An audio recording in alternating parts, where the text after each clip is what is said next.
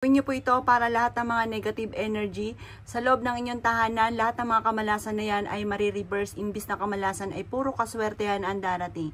Ito po sa pamamagitan ng 3 bawang. Mainam po mga bossing ko na ilaglag niyo ito sa isang malinis na garapon. At pagkatapos mga bossing, kapag napansin niyo po na ang inyo pong tubig ay parang siya po lumabo kaagad, yan po ay marami na nahigop kaagad na negative energy. Maraming negative energy sa loob ng inyong tahanan.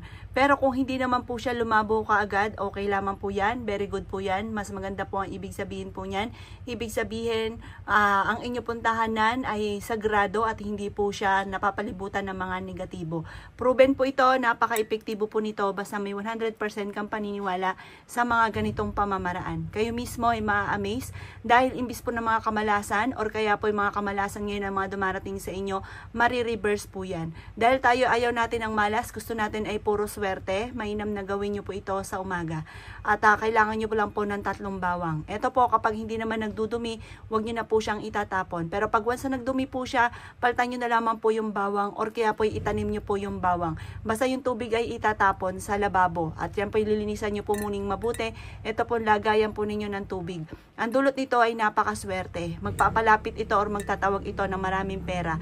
Magpapalapit ito ng swerte. Maraming blessing ang darating. Kayo mismo ay ma-amaze dahil magsusunod-sunod ang mga swerte na darating po sa inyo. Kayo po, basta positive lamang.